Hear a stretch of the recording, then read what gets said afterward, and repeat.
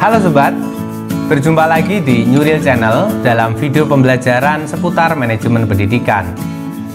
Tanpa terasa kita sudah memasuki di bagian akhir dari seluruh rangkaian tema pemasaran pendidikan.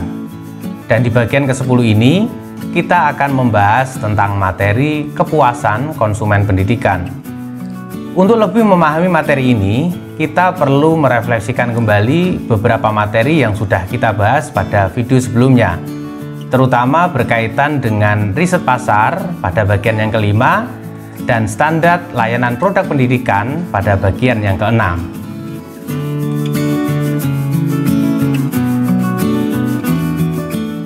Salah satu indikator penting dalam keberhasilan pemasaran pendidikan yakni terpenuhinya kepuasan konsumen atas layanan pendidikan yang disediakan oleh lembaga pendidikan. Jika konsumen merasa puas, maka akan muncul efek domino di tengah masyarakat untuk terus memanfaatkan layanan pendidikan yang disediakan.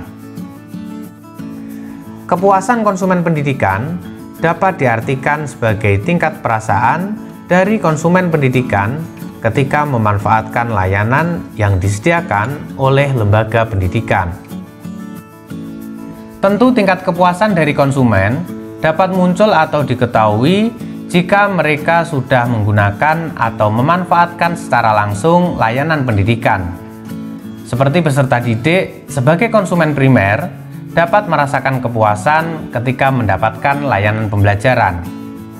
Orang tua atau masyarakat mendapatkan kepuasan atau justru sebaliknya ketika mengetahui putra-putrinya semakin meningkat kompetensinya. Atau lembaga pendidikan lanjutan dan juga dunia usaha dan industri dapat merasakan kepuasan melalui pemanfaatan jasa lulusan dari sebuah lembaga pendidikan. Sebagaimana penjelasan pada bagian sebelumnya, bahwa irisan antara penawaran dari produsen dengan kebutuhan dari konsumen bertemu pada variabel produk.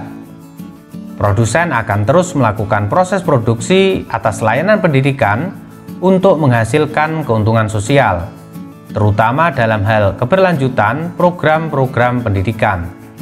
Sementara konsumen pendidikan akan mengkonsumsi atau memanfaatkan layanan pendidikan sehingga mendapatkan kepuasan sesuai dengan harapan mereka.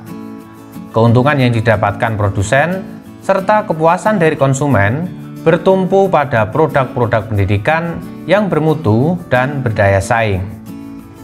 Karena itu, proses analisis kepuasan konsumen ini perlu disinergikan dengan konsep total quality management dalam perspektif pendidikan.